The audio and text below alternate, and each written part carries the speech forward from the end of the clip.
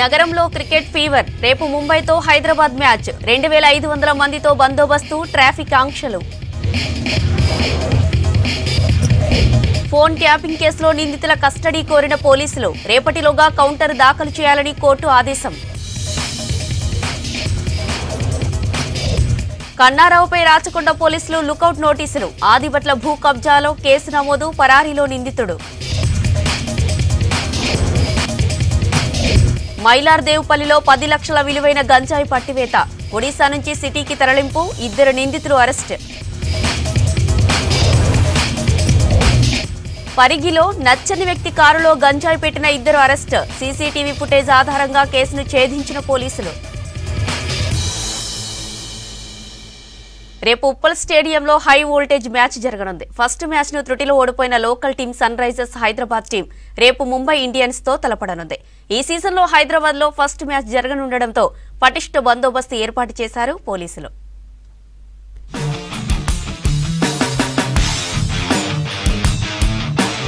రేపు ఉప్పల్ వేదికగా Sunrisers Hyderabad, Mumbai Indians మధ్య మ్యాచ్ జరగనుంది. ఇప్పటికే హైదరాబాద్ చేరుకున్న ఇరు జట్లు ప్రాక్టీస్ ముమ్మరం చేశాయి. లాస్ట్ మ్యాచ్ లో టార్గెట్ కు చాలా క్లోజ్ గా వెళ్లి ఓడిపోయామన్నారు Sunrisers Hyderabad captain Pat Cummins. కొత్త స్ట్రాటజీతో రేపు మ్యాచ్ ఆడబోతున్నామన్నారు. హోమ్ గ్రౌండ్ లో రేపటి మ్యాచ్ గెలుస్తామనే నమ్మకం ఉందన్నారు Cummins. We took on some of their bowlers that we thought were good matchups. But just fell a little bit short in a couple of areas, and obviously a couple of their players had outstanding games. So overall, really positive vibe. T20s, you're going to have games like that. Really proud of getting us back into a position where we almost got over the line. Overall, I was really happy with how our bowlers bowled. I thought they were fantastic. Bowling to particularly Andre Russell at the end there. I don't think there's a harder job in cricket. Then bowling final overs of a T20 against someone like Dre when he's running hot like that. So obviously you look at a couple of your plans, particularly execution. But someone had an amazing day for 5-6 overs. Outside I thought we were really good.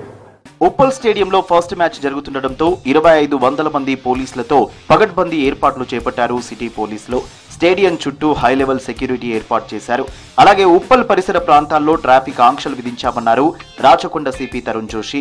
Match కు 3 గంటల ముందే స్టేడియంలోకి ప్రేక్షకులను అనుమతిస్తామన్నారు. With the coordination of different wings, that is the security wing, traffic, law and order, TSSP, that is battalions. Gate number 1, which is the main gate, the main entry gate, that is meant only for the players, and the spectators, they are not going to be permitted from gate number 1. Ee stadium lo plus anni surrounding areas lo total 360 CCTV cameras pettamu. Some of them are permanent cameras, some of them are specially put up for this. Anni places lo, anni entire stadium and surrounding areas, including all the checking points, outer areas, the outer gates, the inner gates, all the stands, the pavilions, including the parking places also, they will all be under electronic surveillance. మా Rachakonda police కి IT cell వాళ్ళు ఈ control room కి monitor చేస్తాము. All the spectators, all the activities in the stands, any kind of suspicious movements or anything, we will be closely monitoring. Audience ఎవరూ బ్యాగులు, హెల్మెట్లు, ఇతర వస్తువులేవి తీసుకురావద్దని సూచించారు రాచకొండ సిపి తరుణ్ జోషి. ఇప్పటికే 4000 కార్లు, 6000 బైక్లకు పార్కింగ్ సదుపాయం కల్పించామన్నారు. 360 సీసీ కెమెరాలతో కమాండ్ కంట్రోల్ సెంటర్ నుంచి నిరంతరం నిఘాను పర్యవేక్షిస్తున్నామని తెలిపారు. స్టేడియం లోపల, బయట షీ టీమ్స్ నిరంతరం పహారా కాస్తాయన్నారు. కూడా అపీల్ ఉంది, ఎక్కువ లగేజ్ ఆర్ బ్యాగ్ లాగా తీసుకురావద్దు. We're putting separate watch teams for keeping a watch on any kind of antisocial elements or any unlawful elements. Stadium lopala, in between the inner and outer gates plus surrounding areas lo memu kachitanga watch pedtamu. Any bags and outside eatable items, these are all prohibited to be taken into the stadium in the stand areas. From Genpact to Uppal Ring Road, either side parking is not permitted. So this is for everybody, otherwise our parking cranes, they will lift the vehicles. Specifically from Genpact to Uppal Ring Road and Uppal Ring Road to Vishal Mart, Ramantapur side.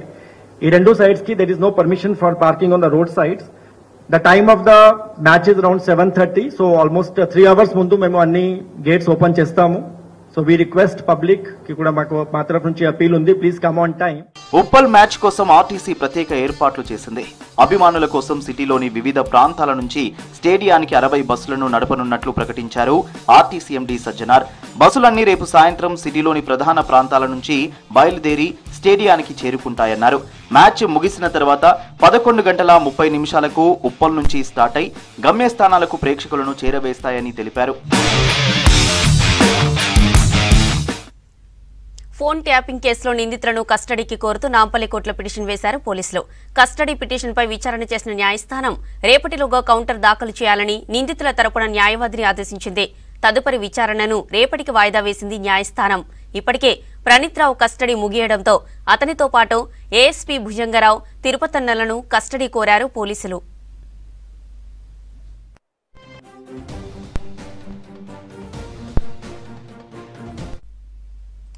Liquor స్కామ్లో కవిత అరెస్టుకు BJP సంబంధం లేదన్నారు కేంద్ర మంత్రి, రాష్ట్ర BJP అధ్యక్షుడు కిషన్ రెడ్డి. కవిత arrest అక్రమం అనడం సరికాదన్నారు.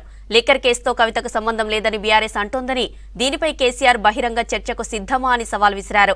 బీఆర్ఎస్ ఫోన్ ట్యాపింగ్ చేసినట్టు ఆధారాలున్నాయని చెప్పారు. తమ నేతల ఫోన్లు కూడా ట్యాపింగ్ చేశారని ఆరోపించారు. ఫోన్ ట్యాపింగ్ పై న్యాయ విచారణ జరిపించాలని డిమాండ్ చేశారు.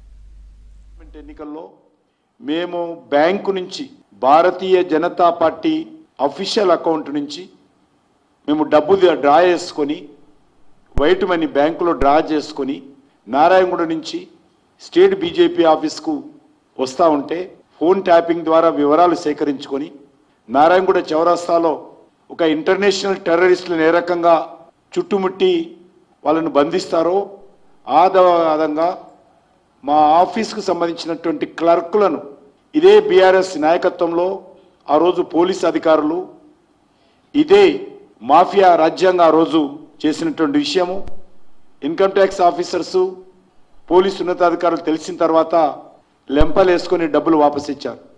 వాళ్ళే ఫోన్ ట్యాపింగ్ చేయడము, వాళ్ళే బ్లాక్మెయిలింగ్ చేయడము, వాళ్ళే కోట్ల రూపాయలు వసూలు చేయడము, వారే మరి దీనికి సంబంధించినటువంటి వ్యవహారం నడపడం ఏదైతున్నదో ఇది పూర్తిగా దీనికి ఎవరైనా బాధ్యత అంటే ఏకైక వ్యక్తి ముఖ్యమంత్రి గారు. దీనిపైన ఉన్నత స్థాయి దర్యాప్తు జరపాలి, న్యాయ విచారణ జరపాలని నేను ఈ సందర్భంగా డిమాండ్ చేస్తా ఉన్నాను. ఇందులో కోట్లాది రూపాయలు చేతులు మారాయా లేదా ఈ విషయం పైన కేసీఆర్ గారు స్పందించాల్సిందిగా నేను కోరుతా ఉన్నాను. కవిత గారు చేసినటువంటి లిక్కర్ వ్యాపారానికి ఏ రకమైనటువంటి మేము ఆరోపణలు చేయడం లేదు. ఇవన్నీ కూడా ఢిల్లీలో జరిగినటువంటి ఆప్ ప్రభుత్వంలో జరిగినటువంటి అవినీతి కుంభకోణంలో భాగమే. లిక్కర్ వ్యాపారంలో కేసీఆర్ కుమార్తె కవిత గారి జోక్యం లేనట్లయితే బహిరంగ చర్చకు కేసీఆర్ సిద్ధమా రావాల్సిందిగా కోరుతా ఉన్నాను. మాజీ సీఎం కేసీఆర్ గొప్ప నాయకుడేనని, పక్కన ఉన్న వాళ్ళని భ్రష్టు పట్టించారన్నారు ఖైరతాబాద్ ఎమ్మెల్యే దానం నాగేందర్. తన అభ్యర్థిత్వంపై కేటీఆర్ కోర్టుకు వెళితే అక్కడే సమాధానం చెబుతానన్నారు.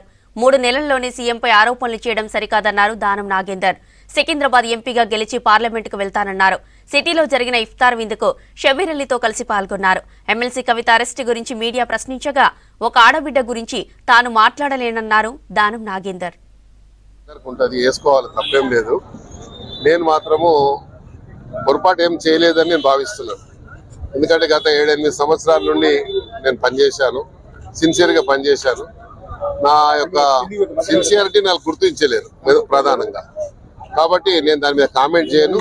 ఎందుకంటే ఒకసారి ఎప్పుడైతే నేను పార్టీ వదిలేసి వచ్చానో వాళ్ళకు తప్పకుండా యాంటీ డిఫెక్షన్ కింద మనకు కోర్టుకు పోయే అధికారం ఉంది. కాబట్టి దాన్ని ఎందుకు వేస్తారో నేను ప్రశ్నించాను. తప్పకుండా అది వేసుకోవచ్చు. నేను సరైన సమయంలో నేను కూడా కోర్టులో రిప్లై ఇస్తాను. ఇది అన్ని దాన్ని చెప్తే చాలా రకాల అర్థాలు వస్తాయి. ఎందుకంటే గతంలో కూడా జరిగినాయి, ఇవన్నీ ఇప్పుడు కూడా జరిగినాయి. కాబట్టి గతంలో మనం చేసిందేమో అది ఇది మంచి పని, లేకుంటే ఇప్పుడు చేసింది అపవిత్రమైంది అని చెప్పడానికి ఎవరికి అధికారం ఉండదు. కాబట్టి దాని విషయంలో నేను అంత కామెంట్ కూడా చేయదలుచుకోలేదు.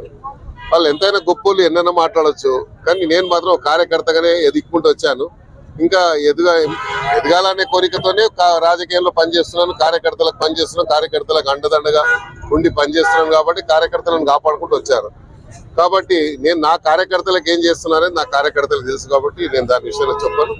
మీరు చేసింది ఇక అది చూసుకోవాలి. ఎందుకంటే వాళ్ళతో 1000 కోట్లు సంపాదించుకున్న వాళ్ళేమో వాళ్ళ గురించి మాట్లాడతలేరు. ఎందుకంటే వాళ్ళ దాంట్లో వాళ్ళ పర్సెంటేజ్ ఉంటుంది కాబట్టి, వాళ్ళ దాంట్లో వాళ్ళకి షేర్ ఉంటుంది కాబట్టి. మేము 1 రూపాయి పైరవి చేయలేదు, 1 రూపాయి కమిషన్ చేయలేదు, 1 పని చేయలేదు.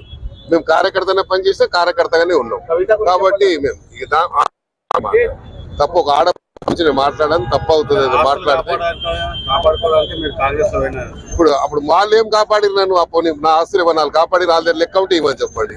ఇప్పుడు వీళ్ళు ఏం కాపాడతారు, వాళ్ళు ఏం కాపాడిరు, మరి వాళ్ళ దగ్గర ఏమో లెక్క ఉంటే ఇవ్వని చెప్పు, కొంటే ఆ లెక్క వాళ్ళకే ఇచ్చేస్తా పోనీ. ఎంపీ స్థాయి ఎలక్షన్ అర్హత మీకుందా? ఏం తెలుసు ఆయనకి ఎంపీ 3 నెలల్లోనే రేవంత్ రెడ్డి గారు 3000 కోట్లు ఇలా జరిగింది సంపాదించిండు అంటే మరి 10 ఏళ్లలో మీరు ఎంత లెక్క చేయాలి కదా. 3 నెలలది 10 ఏళ్ళకు ఎంత అవుతుందో లెక్క చేస్తే మరి మీరు 10 ఏళ్ళకి అంత సంపాదించినట్టు లెక్క కదా. నాకు కేసీఆర్ గారు అంటే చాలా గౌరవం ఉంది. ఆయన చాలా గొప్ప, ఆయన చాలా మంచి వ్యక్తి కూడా. కాకపోతే ఆయన చుట్టూ ఉన్న వ్యక్తులు ఆయనను భ్రష్టు పట్టించారు. నాకు తెలిసి నాతో ఎవరికి పోటీ లేదు, తప్పకుండా నేను గెలుస్తాను. ఫోన్ ట్యాపింగ్ తో రాజ్యాంగం ప్రసాదించిన ప్రాథమిక హక్కులకు భంగం కలిగిందన్నారు మహబూబ్ నగర్ కాంగ్రెస్ ఎమ్మెల్యే ఎన్ఎం శ్రీనివాసరెడ్డి. మహబూబ్ నగర్ నియోజకవర్గంలో గత 5 ఏళ్లుగా ఫోన్ ట్యాపింగ్ జరుగుతోందని తాను బాధితుడని చెప్పారు.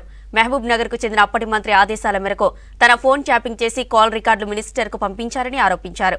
ఫోన్ ట్యాపింగ్ పై సమగ్ర విచారణ జరిపించాలని డీజీపీకి ఫిర్యాదు చేశారన్నారు ఎన్ఎం శ్రీనివాసరెడ్డి.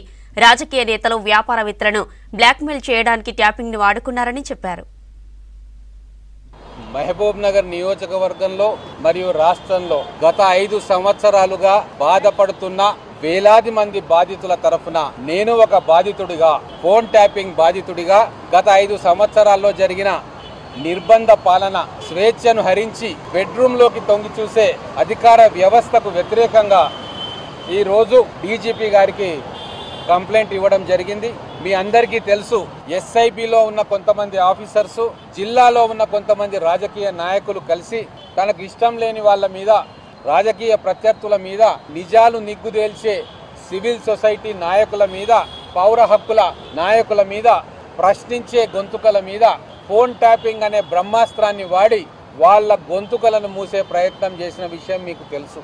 ఇది కేవలం రాజకీయ పరంగానే కాకుండా ఆస్తులు కొల్లగొట్టడంలో, ప్రజల ధన మన ప్రాణాలతోటి యథేచ్ఛగా ఆటలాడుకున్న విషయం, ఈ రాజకీయ నాయకుల, పోలీస్ అధికారుల అపవిత్ర కలయికతోటి ఈరోజు తెలంగాణ భ్రష్టుపట్టిపోయిన విషయం కూడా మీ అందరికీ తెలుసు. నా ఫోన్ కూడా స్వయంగా ట్యాప్ చేసిండ్రు ఎలక్షన్లలో, మా బంధువుల ఫోన్లు ట్యాప్ చేసిండ్రు, మా స్నేహితుల ఫోన్లు ట్యాప్ చేసిండ్రు, ఇక్కడ ఉన్న కాంగ్రెస్ నాయకులు అందరి ఫోన్లు కూడా ట్యాప్ చేసి వాళ్ళ ప్రతి కదలికను మా లోకల్గా ఉన్న బీఆర్ఎస్ నాయకులకు చేరవేసే కార్యక్రమం చేసి, అక్కడ ఉన్న మాజీ మంత్రి గారు, మిగతా బీఆర్ఎస్ నాయకులు ఫలానా వాళ్ళ నెంబర్లు ట్యాప్ చేయండి అంటే ఇక్కడ ఉన్న పోలీసు వ్యవస్థ, ఎస్ఐబిలో ఉన్న కీలకమైన అధికారులు ఆ ట్యాప్ చేసి కాల్ రికార్డ్స్ చేసి మళ్ళా వాళ్ళకు పంపించేవాళ్ళు.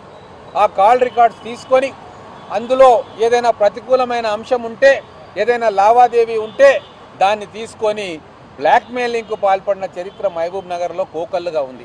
అందుకే ఒక ప్రజాప్రతినిధిగా రాజ్యాంగాన్ని పర్యవేక్షించే బాధ్యతలో ఉన్నాను కాబట్టి, నేను కూడా బాధితుండే కాబట్టి ఈరోజు డీజీపీ గారికి ఆధారాలతో సహా ఫోన్ ట్యాపింగ్ జరిగింది, phone tapping, unauthorised phone tapping బాధ్యత ఎవరి మీద పెడతారో ఇన్వెస్టిగేషన్ చేసి చట్టపరంగా శిక్షించాలని చెప్పి వారిని కోరడం జరిగింది.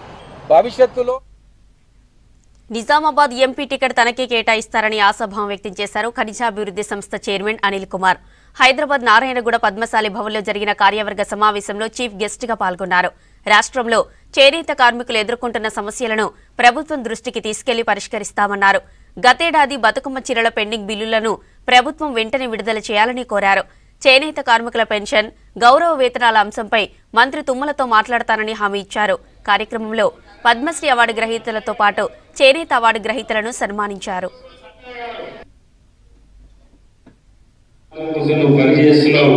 అదేవిధంగా మీ గురువే ఆ చేనేతకు మంత్రి కాబట్టి నువ్వు తప్పకుండా సమాజానికి న్యాయం చేస్తావని చెప్పి నేను మనస్ఫూర్తిగా నమ్ముతున్నా, విశ్వసిస్తున్నా. ఇక ఇవాళ గోధుమ తుమ్మల నాగేశ్వరరావు గారి దగ్గర వెళ్ళాల్సిన అవసరం ఉంది. మన బాధలు, మన కష్టాలు తెలియజేయాల్సిన అవసరం, మన సమస్యలు ఏమున్నాయో ముఖ్యంగా బతుకమ్మ చీరలకు రావాల్సిన బకాయిలు కావచ్చు, రేపు రాబోయే కాలంలో మా చేనేత కార్మికులను ఏ విధంగా ఆదుకుంటారు, ఈ ప్రభుత్వం ఏ విధంగా ఆదుకుంటుందని చెప్పేసి కూడా మనం వారిని అడగాల్సిన అవసరం ఉన్నది. చేనేత మంత్రిగా ఆయనకు బాధ్యత ఉంది, మన బాధ్యత కూడా ఇవాళ ఉంది. ఒక కార్పొరేషన్ చైర్మన్ గా నాకు ప్రభుత్వం ఒక బాధ్యత ఇచ్చింది.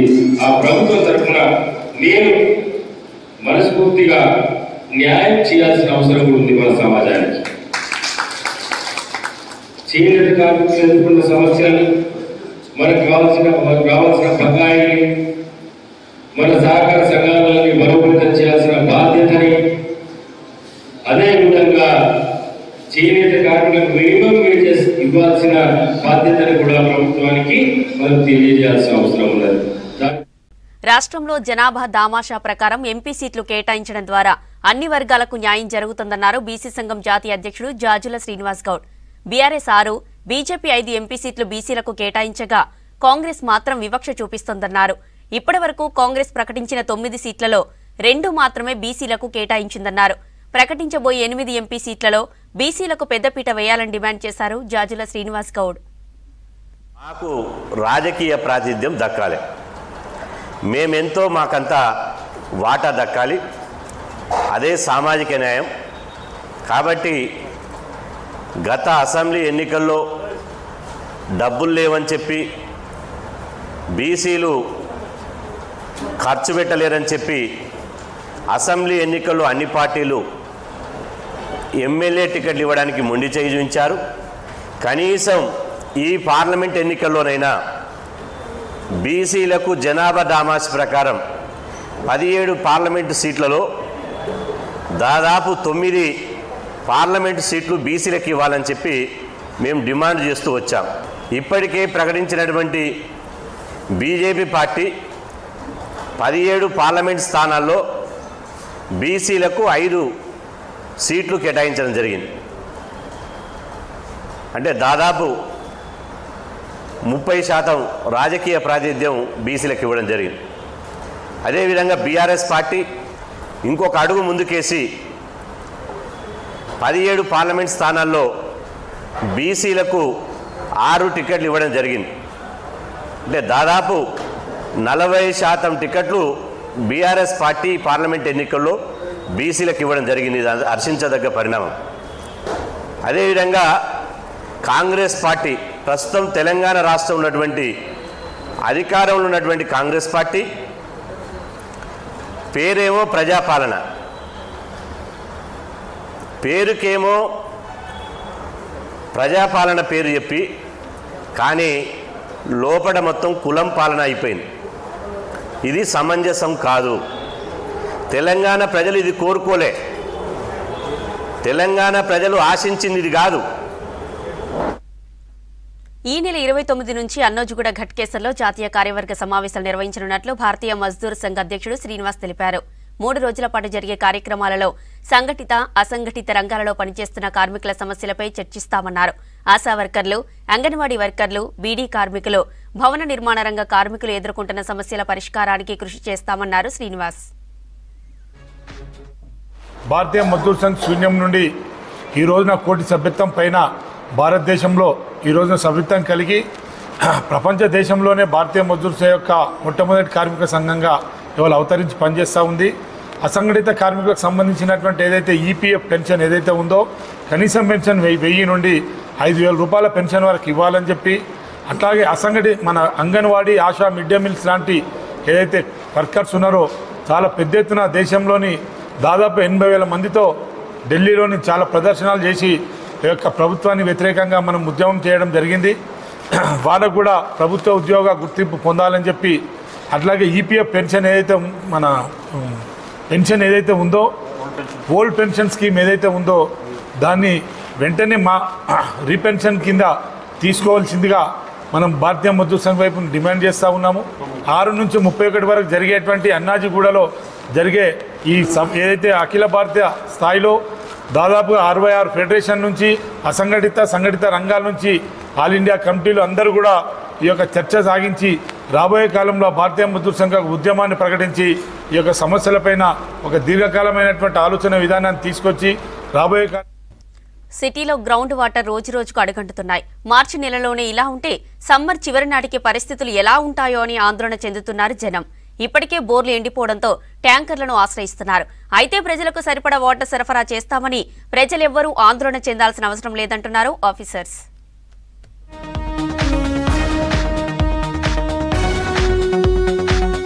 జీహెచ్ఎంసీలో భూగర్భ జలాలు తగ్గుతున్నాయి. మార్చిలోనే ఇలా ఉంటే మే నెలాఖరు వరకు పరిస్థితి ఎలా ఉంటుందోనని ఆందోళన చెందుతున్నారు పబ్లిక్.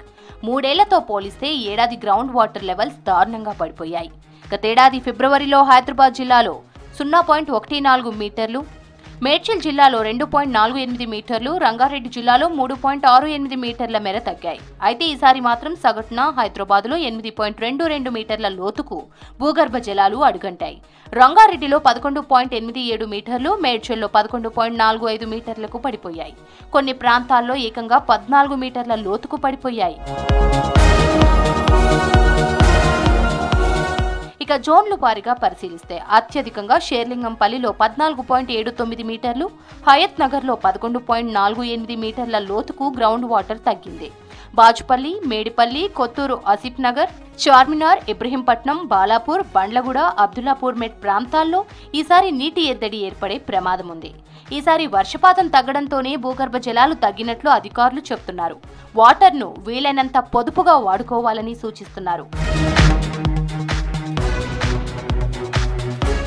రంగారెడ్డి, మేడ్చల్ జిల్లాల్లోనూ ఇదే పరిస్థితి నెలకొంది. రంగారెడ్డి జిల్లాలో దాదాపు 27 మండలాల్లో భూగర్భ జలాలు అడుగంటాయి. మేడ్చల్లో 15 మండలాలకు గాను 13 చోట్ల గ్రౌండ్ వాటర్ లెవెల్స్ తగ్గాయి. ఉప్పల్, కాప్రా మినహా మిగతా అన్ని చోట్ల ఇదే పరిస్థితి నెలకొంది. బాచుపల్లి ఏరియాల్లో మొన్నటి వరకు గ్రౌండ్ వాటర్ లెవెల్స్ బాగానే ఉన్నా ప్రస్తుతం పడిపోయాయి. రంగారెడ్డి, మేడ్చల్ జిల్లాలతో పోలిస్తే పరిస్థితులు కాస్త మెరుగ్గా ఉన్నాయి. గ్రేటర్లో గ్రౌండ్ వాటర్ తగ్గడంతో చాలా చోట్ల బోర్లు ఎండిపోతున్నాయి. దీంతో జనం వాటర్ ట్యాంకర్లను ఆశ్రయిస్తుండటంతో వాటికి డిమాండ్ పెరుగుతోంది. దీంతో హైదరాబాద్ వాటర్ బోర్డు అందించే వాటర్ ట్యాంకర్లు ఆలస్యంగా రావడంతో జనం ప్రైవేట్ ట్యాంకర్లను బుక్ చేసుకుంటున్నారు. ఇదే అదునుగా ప్రైవేట్ ట్యాంకర్ల ఆపరేటర్లు దోపిడీకి దిగుతున్నారు. ఒక్కో ట్యాంకర్కు దాదాపు 1500 రూపాయలు వసూలు చేస్తున్నారు. సిటీలో మొన్నటి వరకు 570 MGDల వాటర్ డిమాండ్ ఉండగా ప్రస్తుతం మరో 30 MGDల డిమాండ్ పెరిగినట్లు అధికారులు గుర్తించారు. ప్రజలకు ఇబ్బందులు లేకుండా వాటర్ సప్లై చేసేందుకు అన్ని ఏర్పాట్లు చేశామంటున్నారు అధికారులు. గ్రౌండ్ వాటర్ లెవెల్స్ రిపోర్ట్ల ఆధారంగా సరఫరా చేస్తామన్నారు. ప్రజలెవరూ ఆందోళన చెందాల్సిన అవసరం లేదంటున్నారు.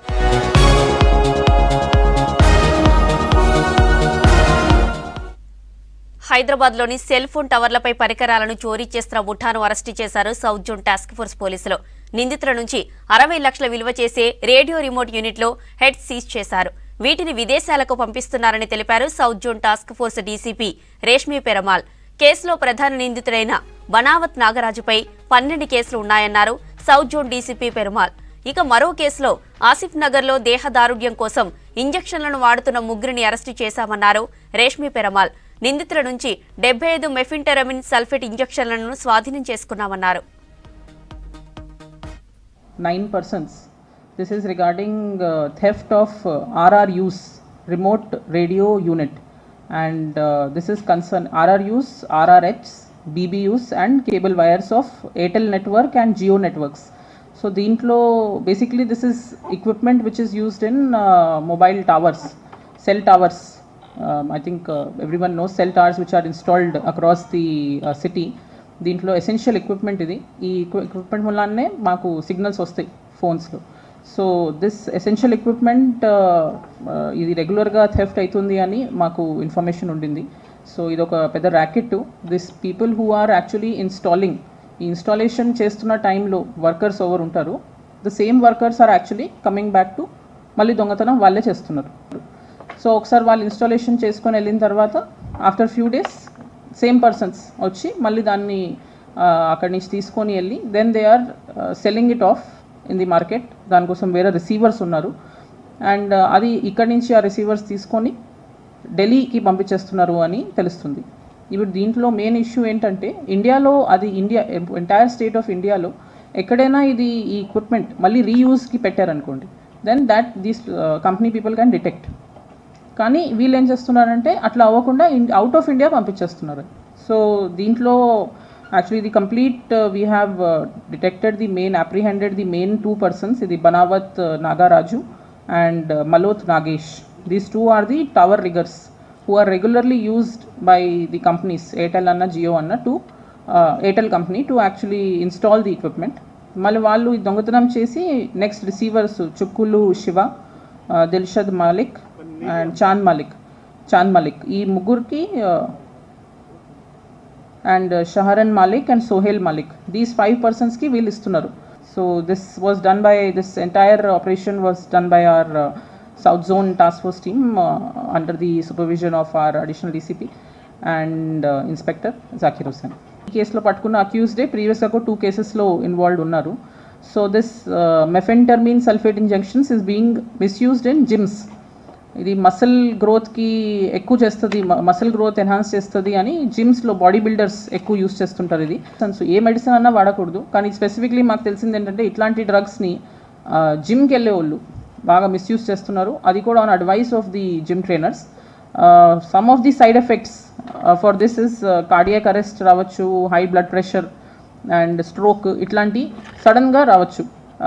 Why it should not be taken without any doctor advice or without any doctor prescription.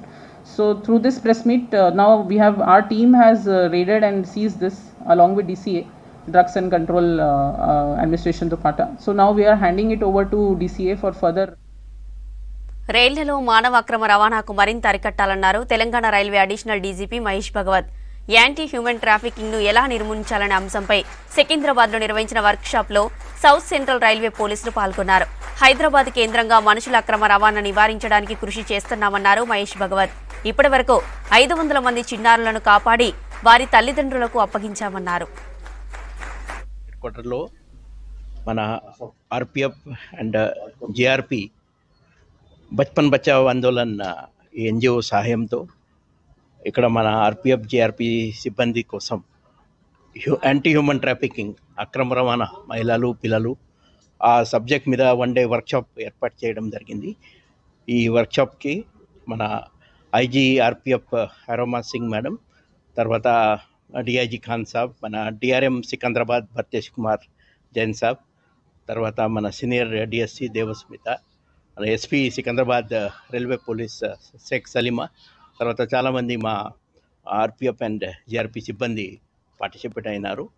ఈ అక్రమ రవాణా మీ అందరికీ తెలుసు, మన హైదరాబాద్ డెస్టినేషన్గా ఈ వెస్ట్ బెంగాల్ కావచ్చు, బీహార్ కావచ్చు, అక్కడి నుంచి చాలా పిల్లలు ఇక్కడ ఈ బ్యాంగల్ ఫ్యాక్టరీలో పని చేయడానికి కోసం, కానీ అదర్వైజ్ ఈ వ్యభిచార కూపంలో కూడా కొంతమంది బయట నుంచి ఇక్కడ రావడం, ఇక్కడ నుంచి బయట వెళ్ళడం ఇవన్నీ నడుస్తున్నాయి. సో దానికి సంబంధి ఎప్పుడు వాళ్ళు ట్రైన్ వాడుతున్నారు, ఆ సమయంలో మన పోలీస్ వాళ్ళకి కూడా ఎలా ఈ విక్టిమ్ని గుర్తించాలా, ట్రాఫికర్స్ని ఎలా అరెస్ట్ చేయాలా, దానికి సంబంధి పూర్తిగా అవగాహన ఉండాలి. ఈ మా పోలీస్ సిబ్బందికి చైతన్యం రావాలా ఉద్దేశంతో ఈరోజు ఈ 1 డే వర్క్షాప్ ఇక్కడ వాళ్ళు ఏర్పాటు చేశారు. మన బచ్పన్ బచావ్ ఆందోళన్కి ఆర్పిఎఫ్ జిఆర్పితో ఒక ఎంఓయూ ఉంది. ఎంఓయూకి భాగంగా వాళ్ళు మా సిబ్బందికి ట్రైనింగ్ కూడా ఇస్తున్నారు. గత 2023లో దాదాపు 500 పైన విక్టిమ్స్ ఆఫ్ హ్యూమన్ ట్రాఫికింగ్ ఇక్కడ ఈ మన సికింద్రాబాద్ డివిజన్లో రెస్క్యూ చేయడం జరిగింది. I must appreciate hour RPF GRP team. And Vikarabad జిల్లా పరిగిలో సినీ ఫక్కీలో జరిగిన గంజాయి కేసును ఛేదించారు పోలీసులు. నచ్చని వ్యక్తి కారులో గంజాయి పెట్టి పోలీసులకు సమాచారం ఇచ్చిన యూట్యూబ్ ఛానల్ రిపోర్టర్ యూజెఫ్ అని 2 అరెస్ట్ చేశారు పోలీసులు.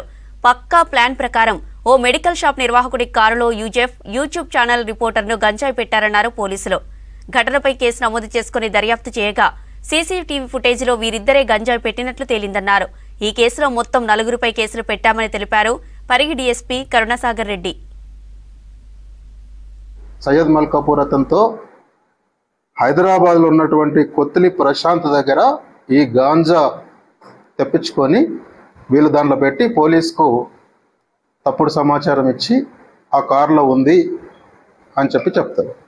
ఇది ఇన్వెస్టిగేషన్లో తేలింది ఏంటంటే ఈ ఉజాయిఫ్కు ముషారఫ్కు ఇద్దరి మధ్యలో ఉన్నటువంటి భేదాభిప్రాయాలతో ముషారఫ్ మీద కేసు పెట్టేయాలని ఉజాయిఫ్ ఈ సతీష్తో ప్లాన్ చేసి ఈ సాయిరామ్ చారి ద్వారా హైదరాబాద్లో ఉన్నటువంటి ప్రశాంత్ పెద్దమాదారము హైదరాబాద్లో పనిచేస్తాడు, అతని దగ్గర నుంచి ఈ గాంజా తెప్పించుకొని ఇతని కారులో పెట్టి కేసు పెట్టించాలని ప్రయత్నం చేసిండ్రు.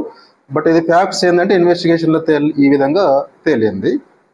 ఈ ప్రశాంత్ ఏంటంటే అక్కడ ధూల్పేటలో అక్కడ అన్నోన్ పర్సన్ దగ్గర నుంచి తీసుకొని అది వీళ్ళకు ఇచ్చిండ్రు, అతని ద్వారా వీళ్ళకి వచ్చింది, ఈ కారులో వీళ్ళు పెట్టారు. దీనిలో తేలింది ఏంటంటే ముషరఫ్ అనే తను నిర్దోషి, అతను విక్టిమే, అతను సాక్షి. దీనిలో నేరస్తులు ఎవరంటే ఉజాయిఫ్, ఎందుకంటే పెట్టి అతని మీద కేసు పెట్టించాలని ప్రయత్నం చేసిండు కాబట్టి. అతనికి సహకరించినటువంటి సతీష్ దానిలో ఈ నేరానికి ప్రేరేపించిన వ్యక్తిగా మనం కన్సిడర్ చేయాల్సి ఉంటుంది.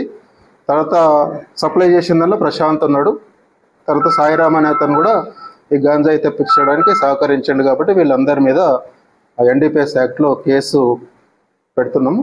ఆ గాంజాను సీజ్ చేయడం జరిగింది. రంగారెడ్డి జిల్లా మైలార్దేవపల్లి దగ్గర గంజాయి స్మగ్లింగ్ చేసిన ముఠాను పట్టుకున్నారు సైబరాబాద్ ఎస్ఓటీ పోలీసులు. 10,50,000 విలువైన 30 కిలోల గంజాయిని స్వాధీనం చేసుకున్నారు. నిందితులు హైదరాబాద్ చార్మినార్కు చెందిన అయాన్ అలీ ఖాన్, మొయినుద్దీన్ గా గుర్తించారు పోలీసులు. భద్రాచలంలో ఒరిస్సాకు చెందిన అయాన్ దీపక్ పాటిల్ దగ్గర కేజీకి 5,000 చొప్పున 30 కేజీల గంజాయిని కొనుగోలు చేసినట్లు తెలిపారు. భద్రాచలం నుంచి ఆటో ట్రాలీలో హైదరాబాద్ కు తరలిస్తున్నట్టు చెప్పారు. స్మగ్లింగ్ చేసి తీసుకొచ్చిన గంజాయిని కేజీకి 35,000 చొప్పున చిన్న చిన్న ప్యాకెట్స్లుగా మార్చి అమ్ముతున్నట్లు తెలిపారు పోలీసులు.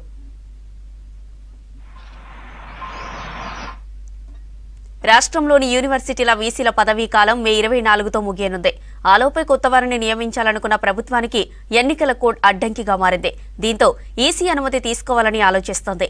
అయితే గత బీఆర్ఎస్ హయాంలో యూనివర్సిటీల పరిస్థితి అధ్వానంగా మారిందంటున్నారు ప్రొఫెసర్స్, విద్యార్థులు. ఇక కొత్త ప్రభుత్వంలోనైనా వీలైనంత త్వరగా వర్సిటీలోని ఖాళీలను పూర్తి చేయాలంటున్నారు.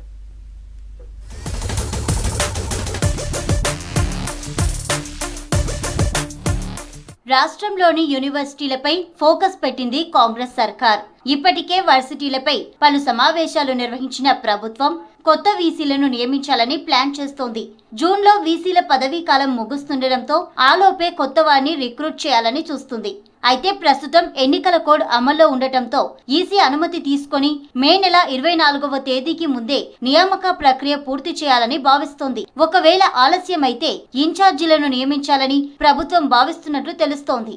మరోవైపు ప్రస్తుతం కొనసాగుతున్న యూనివర్సిటీ వీసీలు మాత్రం తమనే ఇంకా కొన్ని నెలలు కొనసాగించాలని ప్రభుత్వ పెద్దలను కలిసి విజ్ఞప్తి చేస్తున్నట్లు తెలుస్తోంది. కొత్త వీసీల నియామకాల కోసం ఇప్పటికే దరఖాస్తుల స్వీకరణ, పరిశీలన పూర్తయింది. స్టేట్లోని 10 వర్సిటీలకు కొత్త వర్సిటీల వీసాల నియామకానికి ప్రభుత్వం నోటిఫికేషన్ జారీ చేసి ఇప్పటికే దరఖాస్తులను స్వీకరించింది. అన్ని వర్సిటీలకు కలిపి మొత్తం 1,500 వరకు అప్లికేషన్లు వచ్చాయి. దరఖాస్తులను పరిశీలించి ఓ జాబితాను కూడా అధికారులు రూపొందించారు. ఈ లిస్టును సెర్చ్ కమిటీ పరిశీలించి అర్హుల పేర్లను సిఫార్సు చేయాల్సి ఉంటుంది. ఇక ఈ క్రమంలోనే ఎన్నికల కోడ్ రావడంతో ఆ ప్రక్రియ నిలిచిపోయింది. ఇప్పుడు విశ్వవిద్యాలయ ఉపకులపతుల వారి గడువు కూడా మే 23తో ముగుస్తుంది. వైస్ ఛాన్సలర్లను నియమించాలన్నటువంటిది సెర్చ్ కమిటీ కూడా మొత్తం నామినేట్ అయిపోతుందని భావిస్తున్నాం. ఈ 3 సెర్చ్ కమిటీ సభ్యులు కూర్చొని మరి విశ్వవిద్యాలయ ఉపకులపతులను నియమించడం జరుగుతుంది. ముఖ్యమంత్రి గారి సలహాతోటి, విద్యాశాఖ మంత్రి లేరు కాబట్టి ముఖ్యమంత్రి గారు ఇన్ఛార్జ్ ఉన్నారు కాబట్టి మరి ఉన్నత విద్యామండలి ప్రిన్సిపల్ సెక్రటరీ గారు బూరా వెంకటేశ్వర గారు, అలాగే సెక్రటరీ సీఎం ఇన్ఛార్జ్ మహారాజ్ గారు, వీరు ఉన్నటువంటి అందరు కూడా మరి చీఫ్ సెక్రటరీ గారు కూడా దాంట్లో ఒక సెర్చ్ కమిటీ సభ్యులు మాత్రమే మరి వైస్ ఛాన్సలర్ ఉపకులపతులను నియమించడం జరుగుతుంది. ఈ ప్రాసెస్ అంతా ఇప్పుడు ఎలక్షన్ కోడ్ ఉన్నందువల్ల ప్రస్తుత వైస్ ఛాన్సలర్ గడువు మే 22 తారీఖు ముగిస్తున్న వల్ల మరి ఇన్ఛార్జ్ పాలన కొనసాగిస్తారా, లేక ఉన్న ఉపకులపతులను ఇన్ఛార్జ్ ఇస్తారా, లేదంటే జూన్ నెల 4వ తారీఖు రిజల్ట్ వచ్చిన తర్వాత మరి వైస్ ఛాన్సలర్ ప్రాసెస్ అనేది ఉంటుందా అనేది ఒక సందిగ్ధంలో మరి ప్రొఫెసర్లు అందరూ వేచి చూస్తున్నారు. 2014 నుంచి రాష్ట్రంలో యూనివర్సిటీల పరిస్థితి అధ్వానంగా తయారయ్యాయి అంటున్నారు ప్రొఫెసర్లు, విద్యార్థులు. గత ప్రభుత్వం వర్సిటీలను పట్టించుకున్న దాఖలాలు లేవన్నారు. కొన్నింటిలో కోర్సులు టీచ్ చేసేందుకు ఒక్క అధ్యాపకుడు కూడా లేరని ఆరోపించారు. ఇక ఇప్పుడైనా కాంగ్రెస్ సర్కార్ కొత్త వీసీలను నియమించి ఖాళీలను రిక్రూట్ చేయాలని కోరుతున్నారు ప్రొఫెసర్లు. ఎవరైతే పరిపాలన దక్షులుగా ఉంటారో, ఎవరైతే యూనివర్సిటీకి ప్రభుత్వానికి అనుబంధంగా ఉంటారో, అలా అనుబంధం అంటే ఇటు ప్రభుత్వానికి అటు విశ్వవిద్యాలయాలకు కోఆర్డినేషన్గా పనిచేస్తూ ముందుకు సాగుతున్నటువంటి విశ్వవిద్యాలయ ఉపకులపతిని నియమించాలని చెప్పి ఇవాళ ఉపాధ్యాయులు విద్యార్థులు అందరూ కోరుకుంటున్నారు. అలాగే గత 10 సంవత్సరాలుగా భర్తీ కానటువంటి అనేకమైన అసిస్టెంట్ ప్రొఫెసర్, అసోసియేట్ ప్రొఫెసర్ల ఖాళీలు వేలలో ఉన్నాయి.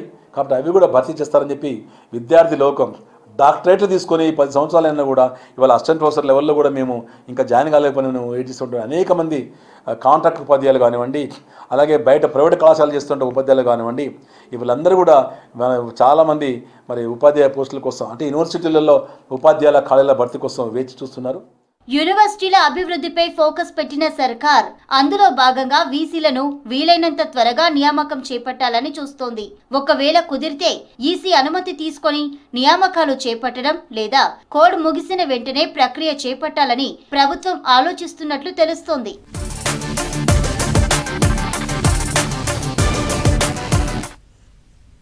ఇవి Hamara Hyderabad updates. Stay tune to V6 news.